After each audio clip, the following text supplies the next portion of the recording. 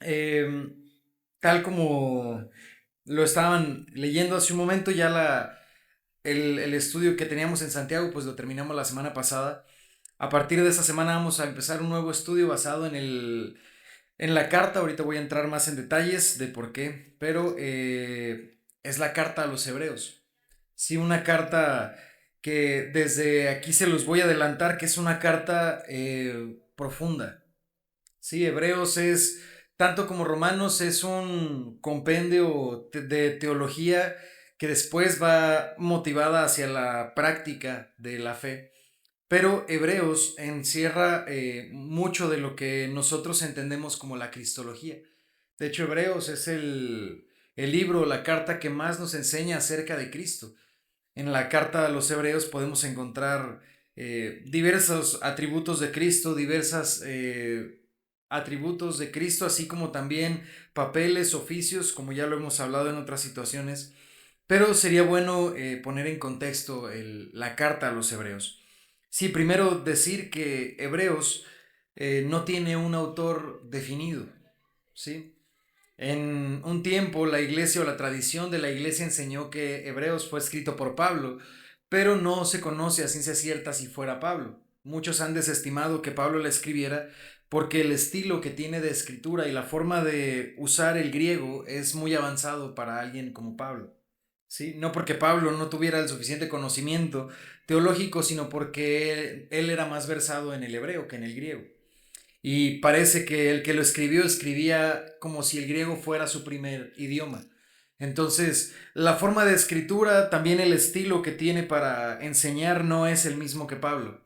Entonces, a pesar de que la iglesia tradicional enseñó que Hebreos había sido escrito por Pablo, ustedes pueden ver que en muchas de sus Biblias tal vez no se lo atribuye a Pablo, sino que solo diga carta a los Hebreos. En mi caso, la mía sí dice que el escritor fue Pablo, pero repito, no es realmente una certidumbre que tenga la iglesia. En otras ocasiones se le ha atribuido su escritura a Apolos. Apolos aparece en el libro de Hechos como un hombre muy docto en la ley de Dios, un varón griego o un varón que había nacido en el imperio griego, pero que tenía origen hebreo. Sí, se le conocía como un hombre muy docto en la ley de Dios en el Antiguo Testamento y muchos han atribuido a él la carta a los hebreos, pero lo cierto es que tampoco es una garantía, a pesar de que tenga cierta evidencia que pudiera sostener eso, no es tampoco una garantía. Orígenes, que fue uno de los padres de la iglesia en su origen, valga la redundancia, Orígenes alguna vez dijo que la carta a los hebreos había sido escrita por el Espíritu Santo y eso debería de ser todo lo que necesitábamos para entenderla. ¿Sí? Su autoría al final, a pesar de que podría ser interesante, no es necesaria. Hebreos fue una carta que se añadió al canon de la Biblia sin escritor. Es decir, todos o la mayoría de las otras libros o cartas de la Biblia conocemos su autor, conocemos la fecha.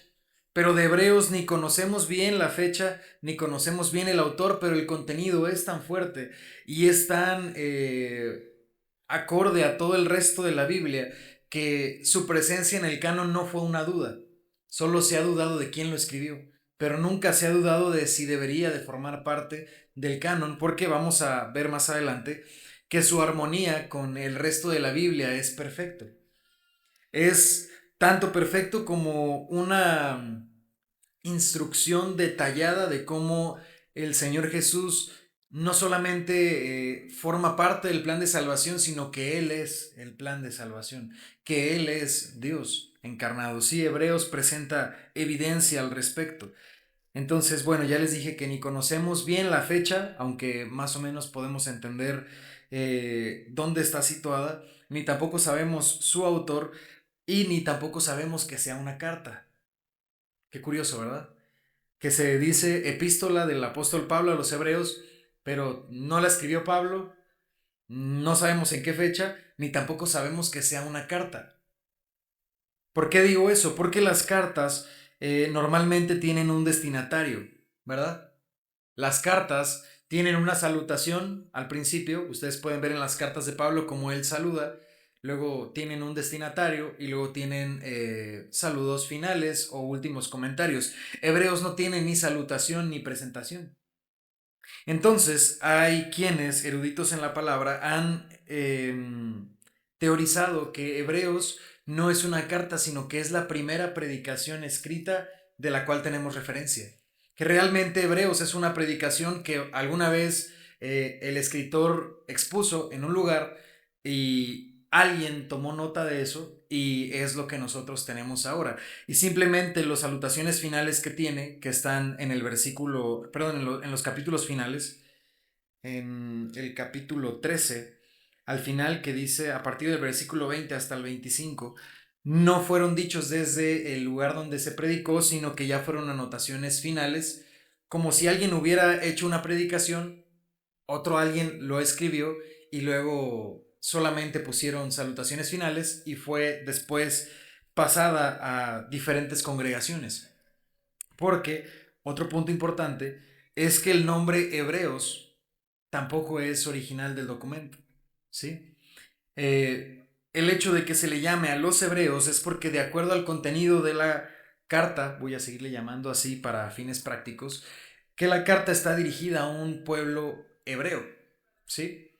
Entendemos eso porque habla mucho acerca del Antiguo Testamento como si al pueblo al que le está hablando entiende el Antiguo Testamento.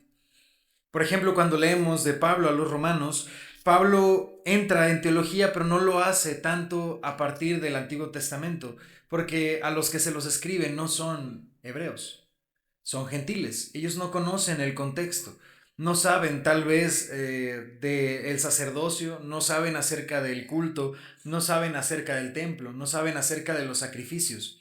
Pero el que escribe a los hebreos lo escribe desde la perspectiva de alguien quien entiende a otra persona que entiende el contexto. ¿Sí? Entonces, Hebreos no solamente se remonta a hablar del Señor Jesucristo y de su obra desde su nacimiento y resurrección, sino que lo aborda desde el Antiguo Testamento, pasando por todos los puntos importantes de la historia hebraica para llegar al entendimiento de que Jesús es el cumplimiento de toda la palabra de Dios. Ese entendimiento solo lo podrían tener a plenitud los hebreos en la época en la que está escrito. Por eso entonces tiene el nombre de Hebreos, pero tampoco es original del texto. Ya comienza a verse interesante, ¿no? La carta. Muy bien, pero ya que vimos esos detalles específicos de la carta, es importante ahora señalar de qué habla la carta, de qué se trata. Bueno, la carta, hermanos, es una carta que pretende mostrar a Jesús como el cumplimiento de la palabra de Dios, la preeminencia de Jesús por sobre todas las cosas y cómo Jesús no solamente es un ángel, no solamente es un profeta, no solamente es un enviado de Dios, sino que Él mismo es Dios, que Él no solamente forma parte del plan de Dios para la salvación de su pueblo, sino que Él es el plan de Dios para salvar a su pueblo. No solamente que Él puede sostener algún puesto importante espiritual, sino que Él es realmente Dios. Él es el Rey, Él es el cumplimiento, Él es el sumo sacerdote, Él es el Rey, Él es el siervo, también Él es nuestro Dios. Entonces la carta a los hebreos va a presentarnos a Jesús y el entendimiento del Señor Jesús en toda la escritura hasta ese momento. Ese es el contenido de la carta y su propósito no es otro sino motivar a los creyentes a permanecer en la fe con el entendimiento de quién es el Señor. A final de cuentas, Hebreos es una carta exhortativa, más que un compendio teológico. Vamos a ver que Hebreos contiene exhortación. Exhortación a un pueblo que está enfrentando tribulación, exhortación a un pueblo que tal vez tiene conflictos internos, exhortación a un pueblo que mantiene las viejas tradiciones sin entender cómo se han llegado a cumplir en el Señor Jesucristo. Hebreos es una carta que le explica al pueblo quién es Jesús y por qué eso debería de definir quiénes son ellos mismos. ¿Sí me siguen hasta aquí? Muy bien, entonces ya que definimos el contenido y el propósito de la carta, vamos a observar un breve resumen. Ya saben que estos primeros predicaciones acerca de nuevos estudios son breves y pretendo nada más hacer un resumen rápido de la carta. Después vamos a ir desgranando parte por parte esta carta para entender más a profundidad su contenido.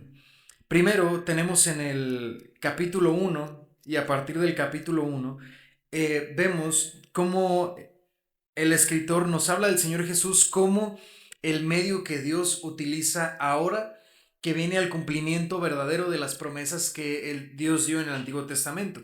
Empieza diciendo, por eso escogí esos versículos para empezar, que Dios había hablado muchas veces a través de otros medios, que Dios había utilizado a los profetas, había utilizado a los jueces, había utilizado a Moisés, había utilizado muchas cosas y muchos medios antes para hablar con su pueblo, pero que en este tiempo había escogido únicamente al Señor Jesucristo para darse a conocer al mundo.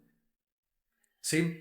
Eso quiere decir que nosotros solamente podemos llegar a conocer a Dios a través del Señor Jesucristo, que entra con armonía con lo que la misma palabra dice, que esta es la vida eterna, que te conozcan a ti y a Jesucristo a quien has enviado. La vida eterna entonces tiene que ver con conocer a Jesús y Él es el camino que Dios nos dio para llegar a relacionarnos con Dios Padre. También el Señor dijo que a Dios nunca lo había visto, sino lo que conocemos del Padre, Él nos lo había dado a conocer. Entonces, Hebreos nos presenta a Jesús como el único camino que tenemos para llegar a conocer al Padre. Y también nos lo presenta como superior a los ángeles. Los ángeles, para los hebreos y para la cultura en general, son los mensajeros de Dios. Por lo tanto, los hombres a quienes el escritor les envía esta carta entienden que los ángeles son superiores a los hombres, o ellos creen eso, pensando en que los ángeles son los mensajeros de Dios, quienes debieran de tener cierta autoridad y cierto poder que no dista mucho de lo que hoy las personas creen. ¿Han visto ustedes cómo las personas tienen imágenes de Jesús, tienen imágenes de la Virgen, tienen imágenes de algunas personas que consideran seres elevados, pero también tienen imágenes de ángeles? También le levantan oraciones a los ángeles.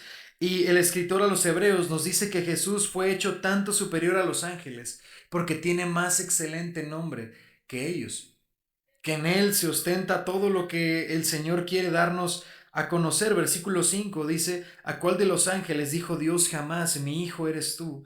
Yo te he engendrado hoy y otra vez yo seré a él padre y él me será a mí por hijo. A ninguno. Entonces, el escritor de Hebreos nos presenta a Jesús no solamente como un superángel, no como un mensajero de Dios nada más, no como un ser iluminado, sino como el verdadero Hijo de Dios que fue engendrado desde el Padre y a quien Dios dice, versículo 6, adórenle todos los ángeles de Dios, ciertamente. Versículo 8, mas el Hijo dice, tu trono, oh Dios, por el siglo del siglo, cetro de equidad es el cetro de tu reino. Ven ustedes cómo el propósito de la carta, empezando solamente, es presentar a Jesús como Dios mismo, como el Dios supremo y todopoderoso, y como Él es el heredero real del trono de Dios, quien sustenta el nombre de Dios y quien rige a la tierra con poder. Dice versículo 10, tú, oh Señor, en el principio fundaste la tierra y los cielos son obra de tus manos. Aquí el escritor de Hebreos no solamente nos dice que el Señor Jesús fue una creación, sino que Él mismo fundó la tierra. Versículo 11 dice, ellos perecerán, mas tú permaneces, y todos ellos se envejecerán como una vestidura, y tú como un vestido los envolverás y serán mudados, pero tú eres el mismo, y tus años no acabarán. ¿Le suena eso de un hombre o de un ángel o de un ser creado? No, el escritor de Hebreos lo presenta como el ser eterno. Por eso, en primer lugar, la carta a los Hebreos nos dice que el Señor Jesús es superior a cualquier otra criatura jamás creada. Al respecto, entonces, como Él es el ser más elevado, como Él es el ser más grande y más glorioso y más grandioso que cualquier otra criatura, el capítulo 2 nos lo presenta como el autor de la salvación. Vean ustedes el capítulo 2. No es Él solamente una creación, no es una creación, es el Hijo de Dios, engendrado por Dios. Él es Dios mismo, el fundador, el creador de todo lo que existe, la materia prima de quien Dios se valió para fundar el mundo y lo que conocemos, sino que por ese poder que Él tiene, Él es la salvación. Ven entonces cómo el conocimiento de Cristo nos lleva a un entendimiento del Evangelio, y ese entendimiento nos debe de llevar a también la vida práctica. Pues el escritor de Hebreos nos presenta a Jesús como este Dios, como el que nos trae la salvación, el autor de la salvación, y es por eso que nos demanda de él fe. No fe en que Dios es real, no fe en que Dios es el creador de la tierra, no fe en que nos puede ir bien si nosotros vamos a la iglesia, no fe en ninguna de esas cosas, sino fe en que Él es el autor y consumador de la salvación. Es en Él en quien tenemos que creer. Por eso dice capítulo 2 versículo 13: y otra vez yo confiaré en Él, y de nuevo he aquí yo y los hijos de Dios que me dio.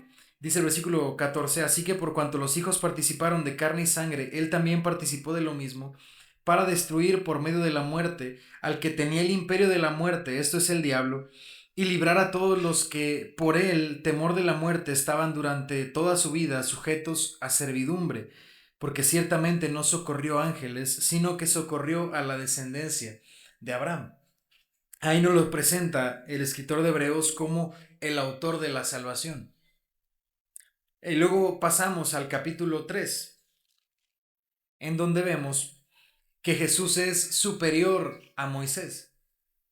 Aquí por eso yo les decía que la carta está escrita a quienes conocen la historia de Israel. Porque Moisés, hermanos, en la historia hebraica no es cualquier persona. Moisés es el mediador del primer pacto.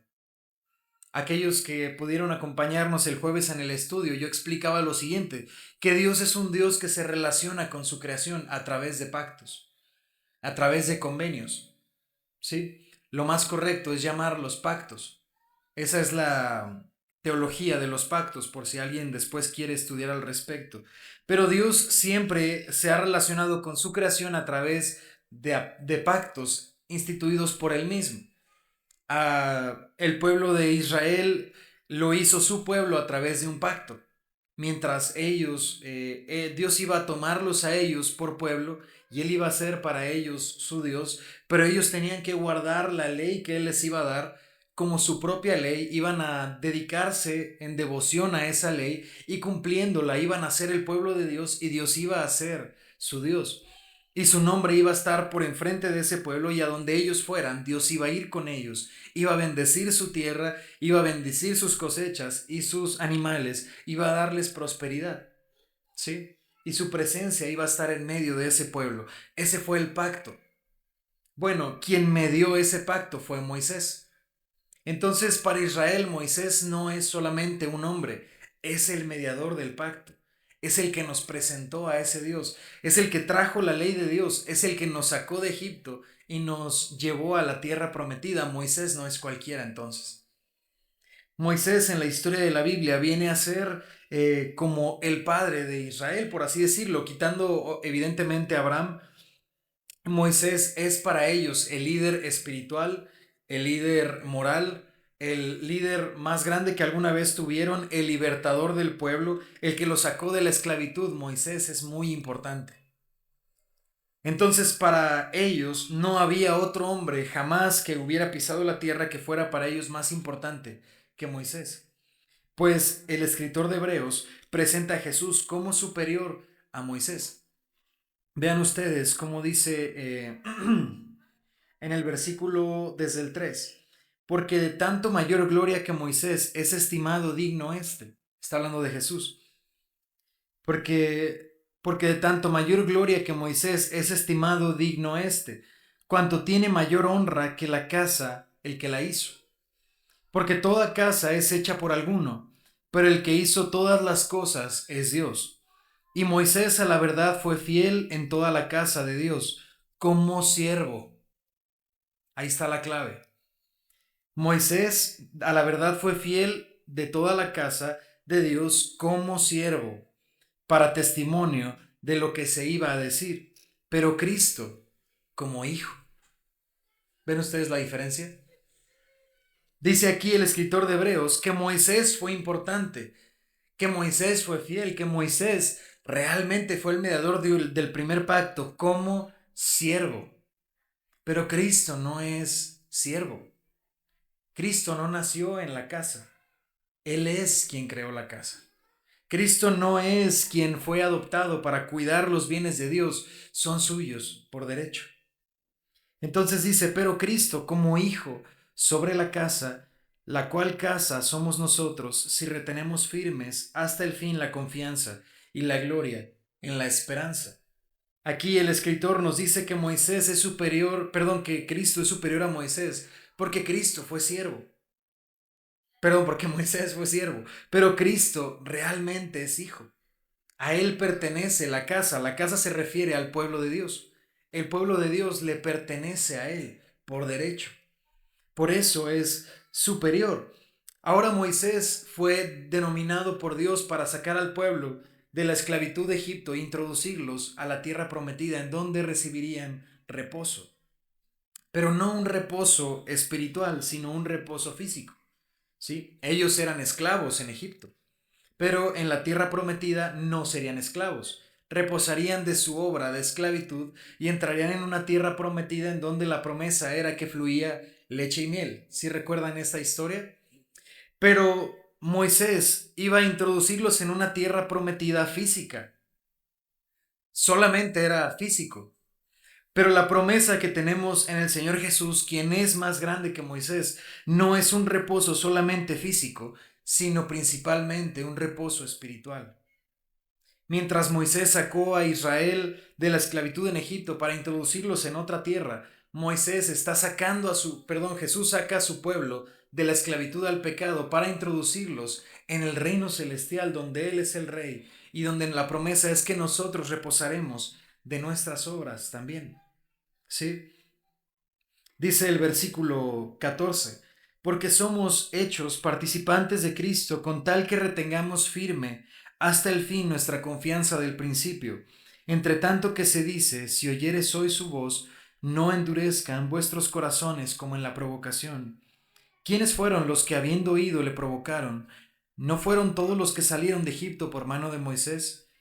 Y con quienes estuvo él disgustado 40 años, no fue con los que pecaron, cuyos cuerpos cayeron en el desierto, y a quienes juró que no entrarían en su reposo, sino aquellos que desobedecieron, y vemos que no pudieron entrar a causa de su incredulidad. Dice aquí el escritor de Hebreos que aquellos que se levantaron contra Moisés no entraron en la tierra prometida. Y eso lo utiliza el escritor de Hebreos para decirnos en el capítulo 4, temamos pues, no sea que permaneciendo aún en la promesa de entrar en su reposo, alguno de nosotros parezca no haberlo alcanzado. Él dice, si a los que no creyeron a Moisés, quien solo era un siervo, quienes no creyeron en él, no entraron en la tierra prometida, ¿qué nos ha de pasar a nosotros si no creemos en el Hijo? Si ellos no pudieron entrar en la tierra prometida y se quedaron varados en el desierto 40 años, ¿qué nos espera a nosotros si no creemos en quien es mayor que Moisés? ¿Qué esperanza tendríamos nosotros? Dice el versículo 2, porque también a nosotros se nos ha anunciado la buena nueva, como a ellos, pero no les aprovechó el oír la palabra por no ir acompañada de fe en los que la oyeron. ¿Qué quiere decir para nosotros?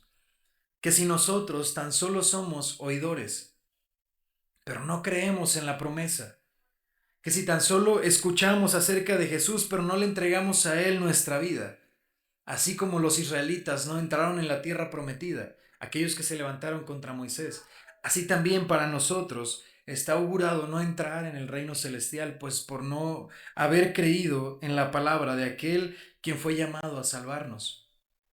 ¿Se fijan cómo va enlazando entonces el conocimiento y la teología con la práctica? Si Jesús es mayor que Moisés, si Cristo es el Hijo de Dios y la salvación es creer en su nombre, entonces si nosotros no creemos en su nombre, así como los israelitas no entraron, así también nosotros no entraremos. Después pasa a la siguiente parte, en donde nos presenta a Jesús como el gran sumo sacerdote. Es decir, nos presenta a Jesús como más grande que Aarón, más grande que Leví. Esa es la finalidad del escritor en el capítulo 4 y a partir del 4 en adelante. Ustedes recordarán que en el Antiguo Testamento Dios llamó a Moisés, pero Moisés no podía hacerlo todo él solo. También Dios le llamó a su hermano junto con él, a Aarón. Y mientras Moisés era el líder espiritual, también el líder moral de Israel, bueno, del pueblo de Dios, Aarón era el sacerdote. Aarón había sido designado para fungir como el sacerdote de Dios en su templo. Y Dios había mandado a Israel que tenía que hacer sacrificios a él para perdón de los pecados del pueblo, y quien estaba designado a hacer eso era Aarón y la descendencia de Aarón. Entonces, mientras Moisés es el líder, el libertador del pueblo, Aarón es el gran sacerdote. Él fue el primer sacerdote y su descendencia tuvo el sacerdocio por siempre. ¿Sí? Entonces no había, desde la perspectiva de los israelitas, no había algo más grande que Aarón en el nivel de sacerdocio. ¿Sí? Pues el escritor de Hebreos nos presenta a Jesús como el gran sumo sacerdote, es decir, no solamente un sacerdote, sino el sumo sacerdote. No solamente un sacerdote que fungió como parte del grupo de sacerdotes en el pueblo de Dios, sino como el más grande entre todos los sacerdotes que ha habido y que nunca podría haber. Versículo 14 del capítulo 4 dice: por tanto, teniendo un gran sumo sacerdote que traspasó los cielos, Jesús el Hijo de Dios, retengamos nuestra profesión, porque no tenemos un sumo sacerdote que no pueda compadecerse de nuestras debilidades, sino uno que fue tentado en todo según nuestra semejanza, pero sin pecado. El escritor de Hebreos nos presenta a Jesús como el sumo sacerdote, y no solamente como una parte que podría tal vez llegar a comprendernos, sino que en todo fue semejante a nosotros. Pero Él es más grande que los sacerdotes porque Él, a pesar de ser tentado en todo como nosotros, Él no conoce el pecado. Más adelante dice en los versículos, en el capítulo 5 versículo 3, que los sacerdotes entraban una vez al tabernáculo a ofrecer sacrificio por el perdón de los pecados del pueblo. Pero aún ellos, los sacerdotes, tenían que ofrecer sacrificios por ellos mismos, no solamente por los del pueblo, porque ellos no eran ajenos al pecado, ellos también eran pecadores. Así como en el presente, hermanos, no porque existan pastores, no porque existan obispos, significa que ellos no tengan pecado. También somos pecadores. No somos seres más santos que cualquier otro hermano. Cualquier líder religioso que se presenta como santo sin mancha está mintiendo. Pues todos aquellos que se han de presentar como pastores o líderes, obispos o cualquier sea el rango en el que se ostente, todos somos pecadores. Y todos nosotros tenemos en esa cualidad de ser humanos fallas. Esas fallas las tenía Aarón, las tuvo Aarón. Y la descendencia de Aarón las tuvo. Aquellos que han estudiado el Antiguo Testamento saben que tuvieron muchas fallas, que no eran sacerdotes fieles muchas veces. Así que ellos también tenían que presentar sacrificio por ellos mismos, porque ellos mismos necesitaban el perdón de sus pecados. Pero Cristo es más grande que todos ellos porque Él no tiene pecado, porque Él no conoce el pecado. Y no lo conoce no porque no sepa qué es, sino porque Él, a pesar de ser tentado en todas las cosas como nosotros, Él nunca pecó. Por eso dice el versículo 16 del capítulo 4: acerquémonos pues confiadamente al trono de la gracia para alcanzar misericordia y hallar gracia para el oportuno socorro. Porque quien se acerca al sacerdote sabe que él también es pecador, que también él tiene fallas, que él puede equivocarse, pero Cristo no se equivoca. También aquí nos deja una cosa clara, que Él es el Hijo de Dios. No es solamente un humano, Él es Dios. Él es el Hijo de Dios, quien tiene la relación más estrecha con el Padre. ¿Por qué habrías de acercarte a otra persona para que hable por ti con Dios? ¿No les parece ilógico? ¿Por qué habría de acudir a otro humano que puede fallar, que puede pecar, que puede equivocarse, si el intercesor entre Dios y yo es Jesucristo mismo? ¿Por qué habrías de acercarte a otra persona para que pida perdón por tus pecados si tienes a Cristo? Él es el sumo sacerdote. ¿Por qué habrías de postrarte a los pies de otro hombre que falla igual que tú si tienes a Cristo, quien es el autor y consumador de la fe?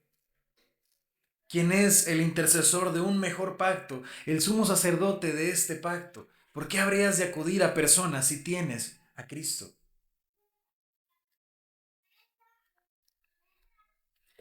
Eso nos lleva al capítulo 5, versículo 11. Dice el escritor: acerca de esto tenemos mucho que decir y difícil de explicar, por cuanto os habéis hecho tardos para oír, porque debiendo ser ya maestros después de tanto tiempo, tienen necesidad de que les vuelvan a enseñar cuáles son los rudimentos de las palabras de Dios. Es decir, cuando Él explica cómo Cristo es el sumo sacerdote y cómo nuestra fe tiene que estar depositada en Él, dice que al respecto tendría mucho que decir, pero nosotros somos tardos para oír. Que ese conocimiento debería de ser lo que nos lleva a seguir avanzando. Porque a final de cuentas de eso se trata esta carta, hermanos, no solamente de entender teología, sino de aplicar esa teología a la vida más práctica. Si tú entiendes quién es Cristo, entonces ¿por qué no te acercas a Él? ¿Por qué no crees en Él? ¿Por qué no depositas tu confianza en Él? Si eso es lo más básico de nuestra fe. Después pasamos al capítulo 7. Ya casi termino, ¿eh? Esto es solamente la introducción. Muy bien. El capítulo 7 nos habla acerca del sacerdocio, porque esa es otra cosa que tiene esta carta que la hace muy enriquecedora.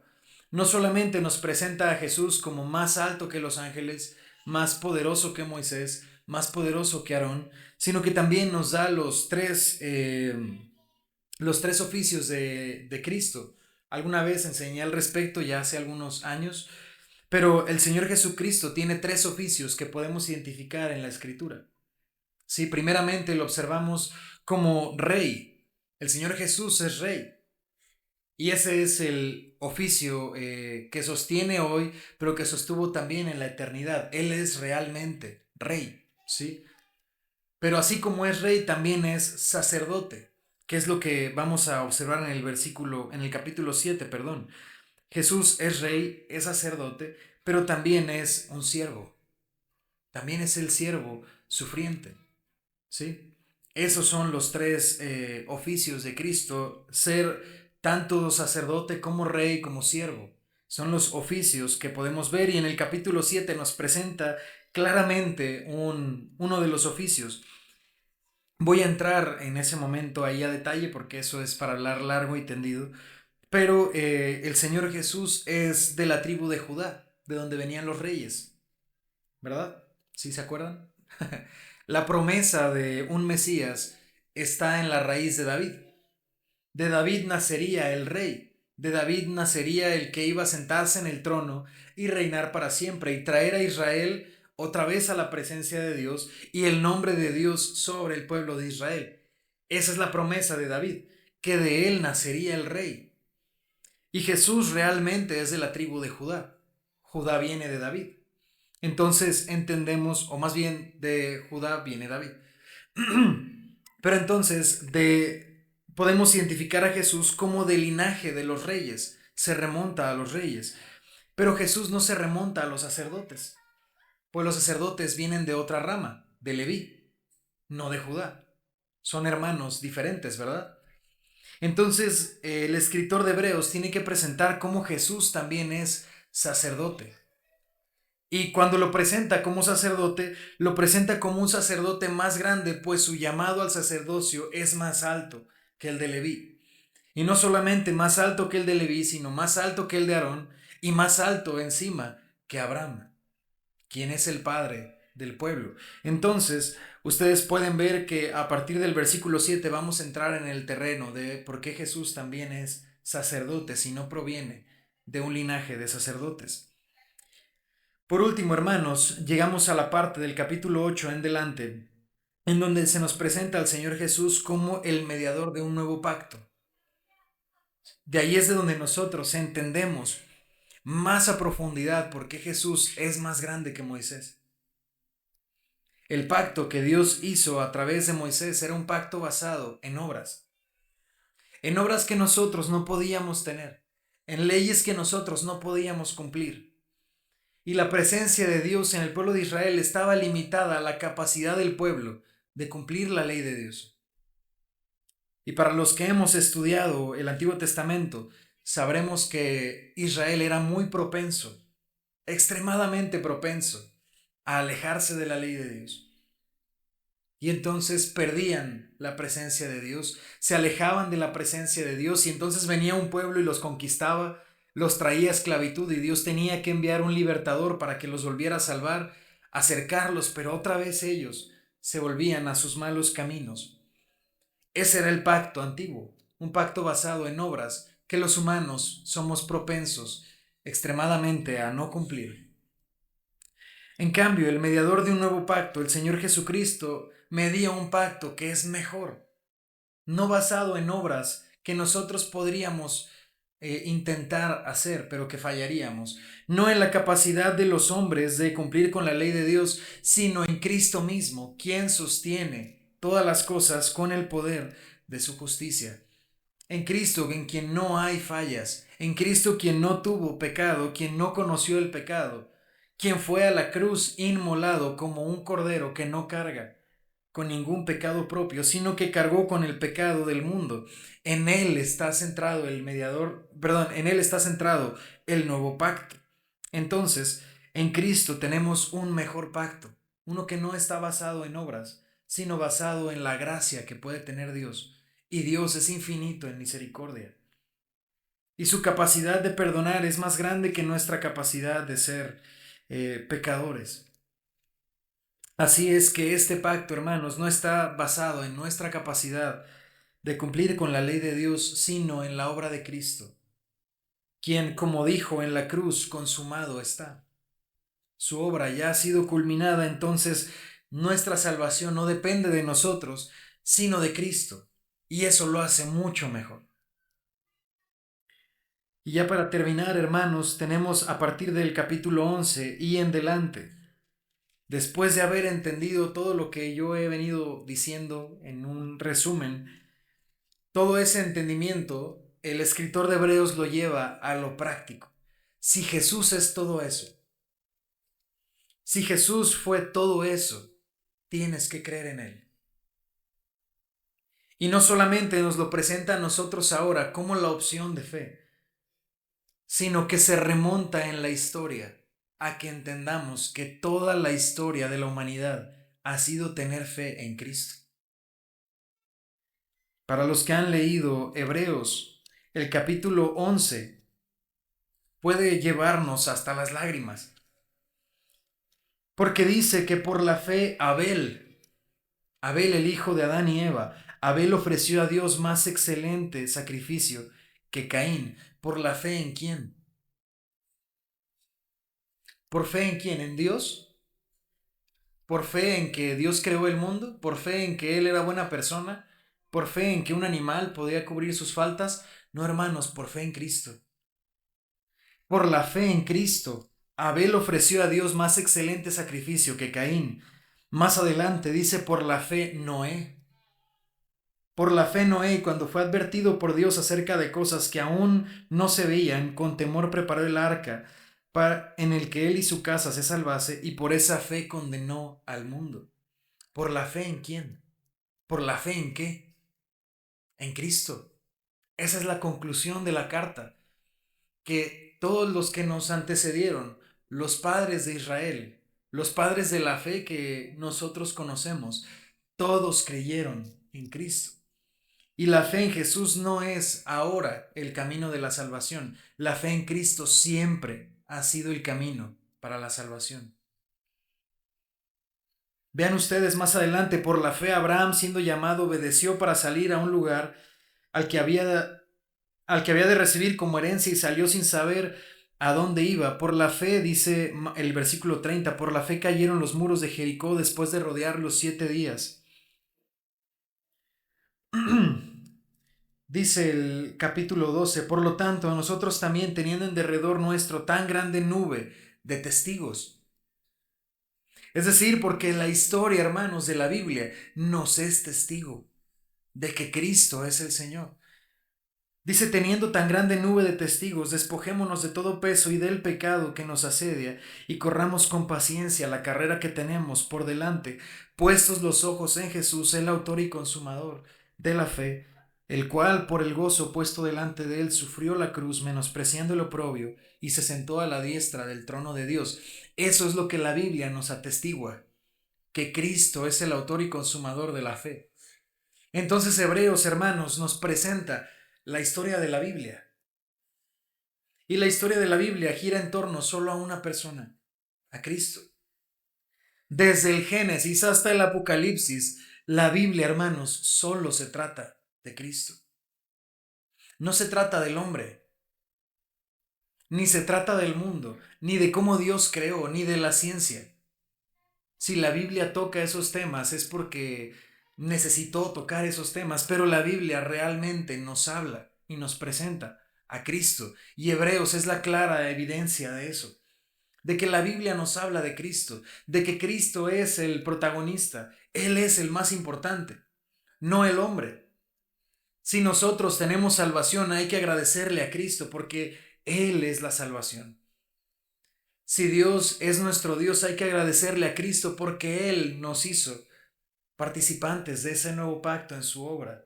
No somos nosotros, ni la finalidad de las cosas fuimos nosotros. Siempre hemos estado en las consecuencias de la obra de Cristo. Y si es que nos salvamos o nos condenamos, es porque todo es para Cristo y por Cristo. Por eso al final en el capítulo 12 y en el capítulo 13 nos presenta los deberes de haber llegado a entender eso. Quienes han entendido eso, entonces tienen deberes, permanezca, dice el capítulo 13, el amor fraternal, no olviden la hospitalidad, sea honroso su matrimonio, compórtense de manera que entonces el mundo sepa que ustedes son siervos de ese Cristo. Versículo 17, obedeced a vuestros pastores. 18, orad por los que sirven a nuestro Señor. Y bueno, ya termina en el capítulo 13 con los despidos y las salutaciones finales. Pero bueno, ese es en síntesis, hermano, en muy resumidas cuentas, de lo que se trata la carta de Hebreos. Una carta que va a demandar de nosotros, hermanos, mucho entendimiento.